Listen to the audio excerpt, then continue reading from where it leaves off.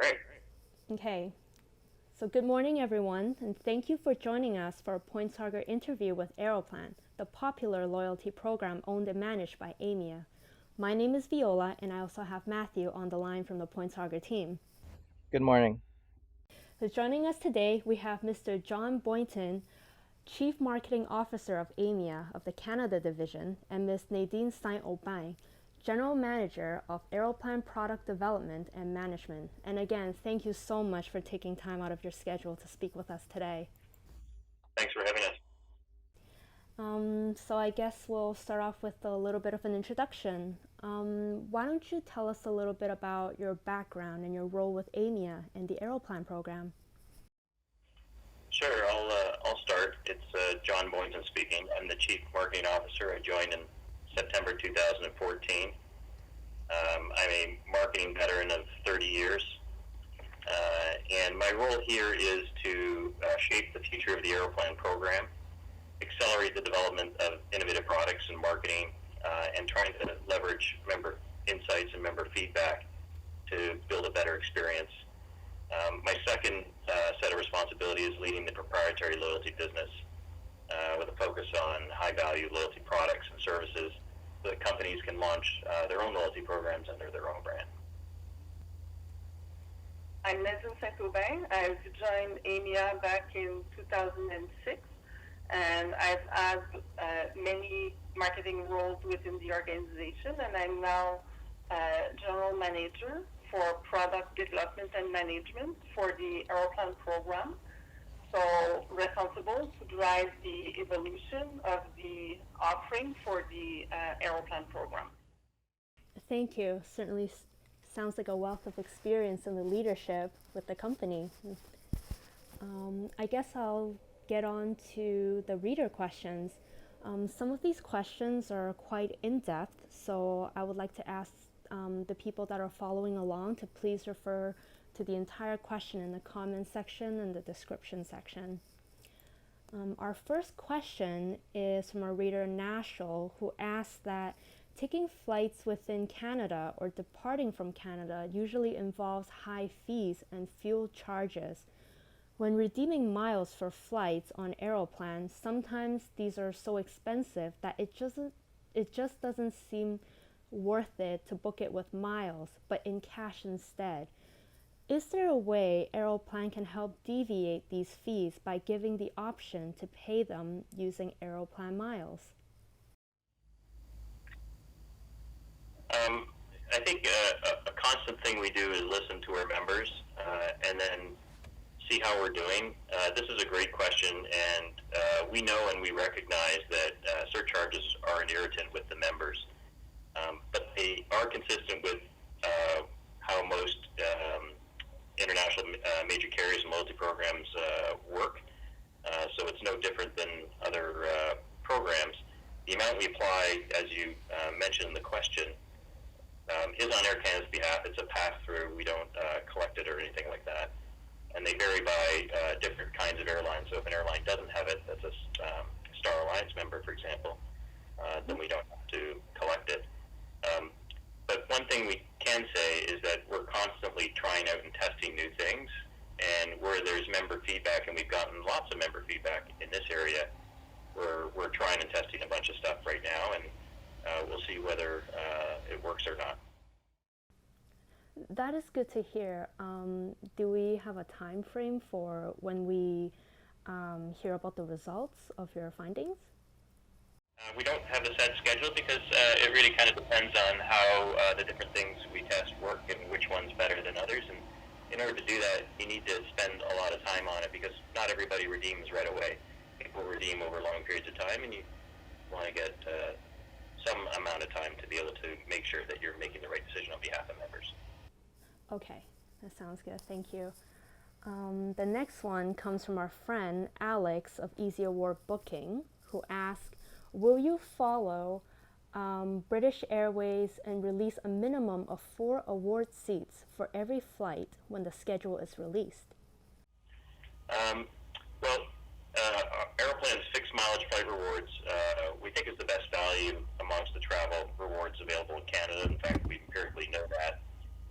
Air Canada their role is they allocate a great number of seats to us, and no other program actually in the country gets that exclusive seat allocation other than Aeroplan. So it is a unique benefit that nobody else gets. And we should say that as part of the program, our airline partners have been doing a better and better job on making sure seats are allocated on every single flight. So that is the fixed fare component that this member is talking about. We also have market fare, which has exploded in popularity due to the recent investment we made in it. And that's every seat on every flight being available at very, very competitive mileage and value per mile. Okay, actually, speaking of market fare, it kind of ties in well with our next question. Our next reader question is from Scott, and it sounds like he had a bit of a hiccup booking his flights with Aeroplan. He said that on the exact first day he could book a one-way flight from Cancun to Toronto for this coming February, many seats disappeared from the flight availability, along with the option of using the classic rewards of 20,000 points a flight. And the only flight available for that flight was through Market Fare, which is not an ideal option for him, and therefore he ended up scrambling and using other points to book with another airline. And he's wondering, how is Aeroplan going to deal with situations like this? So just maybe I can help a little bit on how the program works. First of all, I feel compelled to say that the market fare flight rewards are very competitive against every other reward program. So it is a great option for every one of our members. On the fixed fare side, not all the reward seats necessarily become available when the flight becomes available. And flights usually become available about a year in advance. And then more seats become available as you get closer to the departure date in response to demand on the seat and market conditions, etc. So we encourage members to go to the website and check a couple times to see if there are more seats available, but it's somewhat of a dynamic availability. Okay, great. Our next reader, he has a little sense of humor with his alias name, but this person is asking a question on the miles redemption topic, and he or she asked, how does Aeroplan determine the future point devaluations on reward flight redemptions? What factors are involved, if any? It's a funny question because we just came through a massive investment in points, miles, and in fact we made a huge investment in the market fare, which used to be called Classic Plus. So we're coming on the other side where we put a huge value improvement. So it's an odd question given the amount of effort and investment we put into it. However, we're like any other business. We take into account first and foremost our member feedback. We are member first driven internally as an organization. We also look at competitors, and we also have to make sure we have a return to people who have invested their income and pension plans into us as well, so making sure they're looked after as shareholders. So we balance those things, but we're definitely a member first organization and try to keep that top of mind. So I don't think there's any magic in it. We're like any company that looks at all of those factors. So this is Matthew taking over the rest of the way. Maybe I can ask a follow-up question on that current question. Can you give us an example of maybe one or two or three factors that are involved?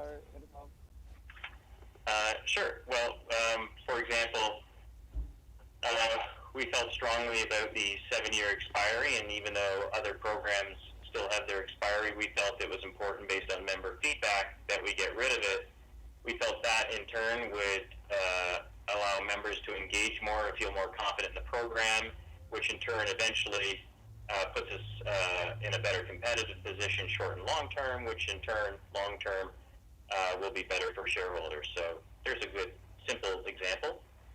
Our investment in market fare that we made is also a response to some customer feedback we have that they would like to have more seat availability that was also at great value. So we invested in that, and we believe that investment would keep members more engaged, keep them in the program longer, which in turn will have long-term shareholder benefit, even at a short-term financial downside. Okay, great. Thanks a lot. So the next question is from reader JS on the topic of earning points. He seems to ask if Aeroplan is favoring one type of target market over the others. So the rate at which people can earn miles through flying has essentially been cut, as most people will now earn less miles when they fly Tango and economy. For example, Tango flights in Canada only earn 25% of the miles, while business class earns 150% of the miles. Is Aeroplan becoming a loyalty program only for the rich and well-off, or those who travel in business class, first class, on the company dime? And how can Aeroplan justify to cater to the masses when it takes a long time to earn enough miles to get a free reward flight? I think the simple answer is our program's for everyone. And it happens to be for Canadians that love to travel, obviously, given that it is Aeroplan. But a couple of things just to keep in mind, and this is a disconcerting question because we really do try to design the program for everybody. First is we have, as I mentioned, invested a lot into MFFR, so that the MFFR way of redeeming a ticket is as good, if not better value than every other reward program out there. And that's every seat available to everyone. The second is that the program beyond travel has over 1,000, especially merchandise, hotel, car rental, etc., experiential rewards for 5,000 miles and less. So there's definitely an availability there for everybody who doesn't today have a specific high point balance. Thirdly, we have great financial institution partners that have Aeroplan credit cards, and everybody has access to those credit cards, and those credit cards are a massive multiplier on how you accumulate rewards. And let me just touch on that for a second. The Distinction program, which we also launched and invested in, gives you an additional discount on all of the market fare rewards. And the easiest way to become a Distinction member is just to take one of the credit cards that we have, put your everyday spend, what you would normally do every day, not asking you to spend any more, or consolidate your cards in your wallet to the Aeroplan card. And so it's not really income dependent. Everybody can get to that place. And then finally, we did remove the 7-year policy, which affects some of our lower accumulating customers more. And so we really wanted to make sure they could hold on to their points and keep in the program. So those are all examples, major examples of how we feel the program is for everybody. Okay, that's good. Just to dip back into my example, when I was mentioning that Tango flights we earn only 25% of the miles of regular fare price. What was the rationale to get the 25%? Because it's not actually 4 times less the cost of a regular fare ticket, right? Yeah, that is a airline decision. So Air Canada is responsible for deciding what they want to do in terms of how many miles on specific fares. And so they have their own set of ways they make these decisions. And but we did what we can, and we will continue to do what we can to make sure it's open to everybody. Great, thanks. Our next question is from reader RJ and asks, many of your customers' award redemption opportunities have been switched from Air Canada to Air Canada Rouge.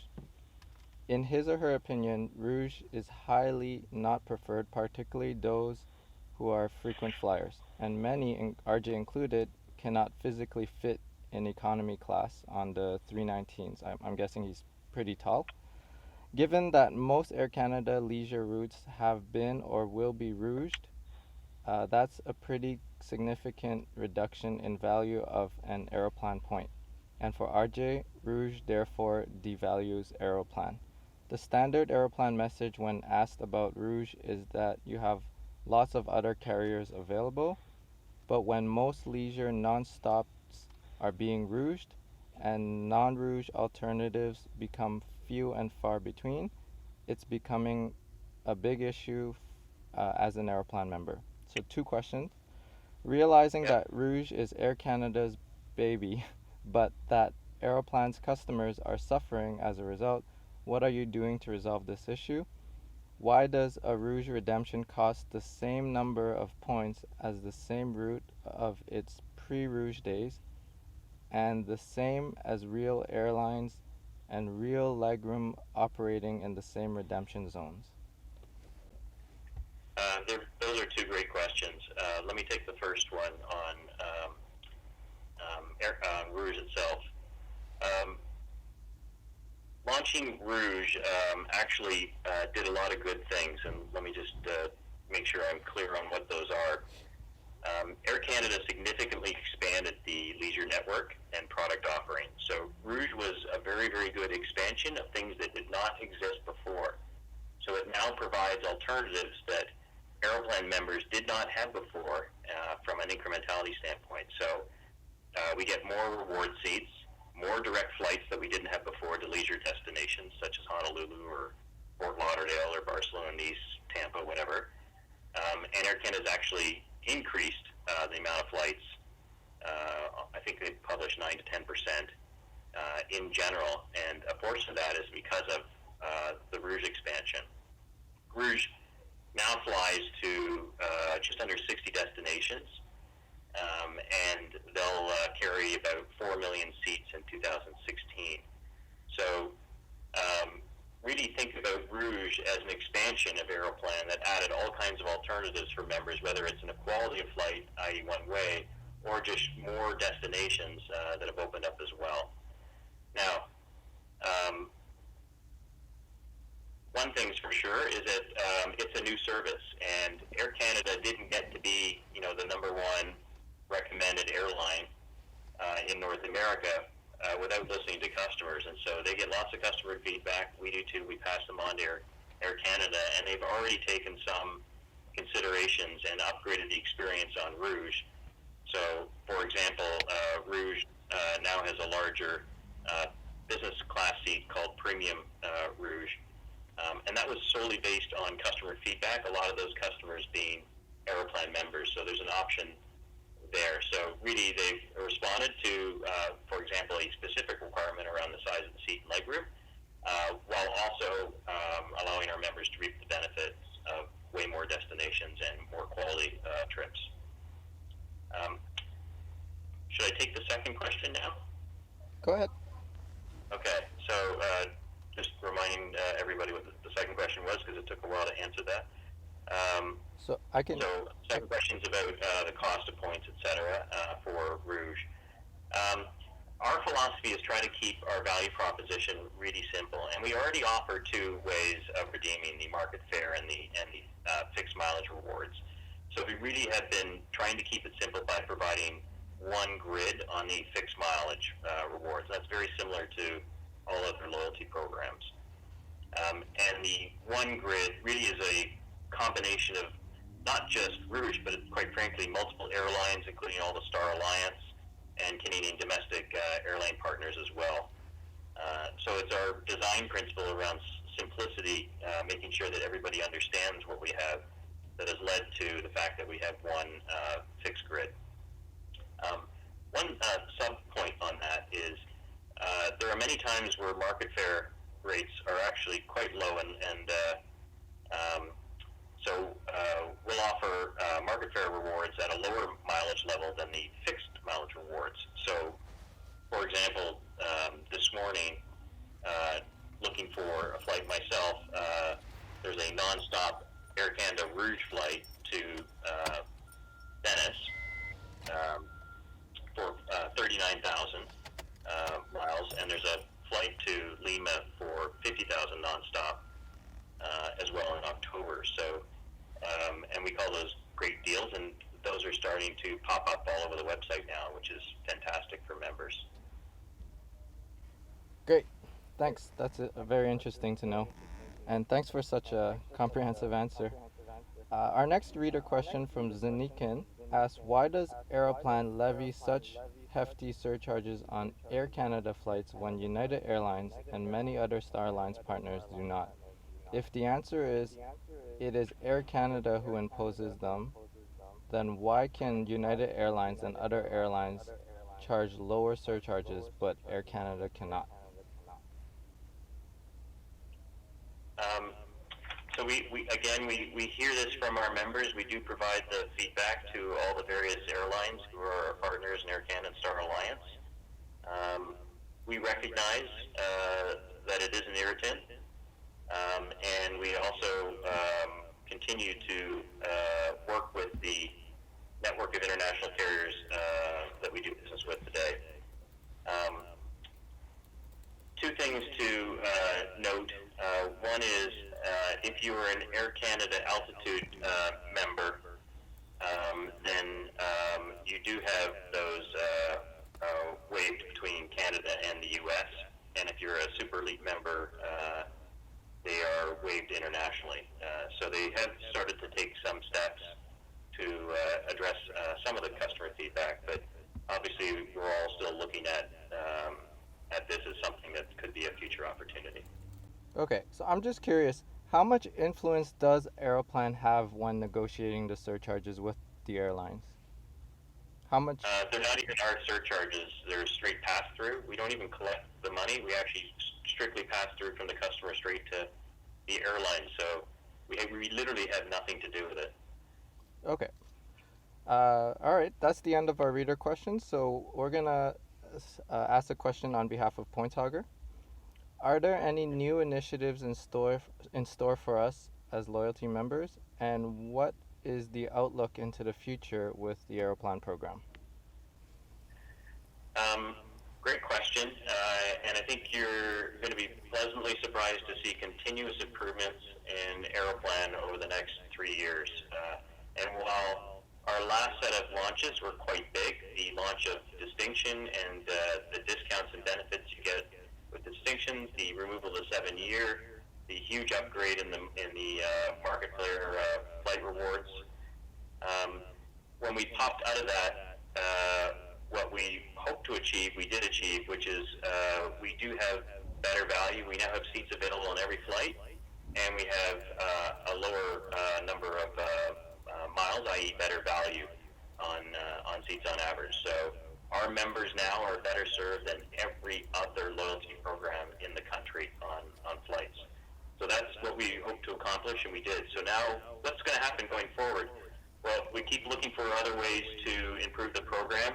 A recent example is we launched a goal seeker, and what this is really us going down to every single member and asking them what they want to do with their miles, where do they want to go, who do they want to go with, when do they want to go, so that we can start to help them figure out how to get there and the best way they can accumulate better, and also the best times and places and suggestions we can make on when they do book it, so that we're trying to get very much more personal with our customers to make sure that on an individual basis we can help them out more.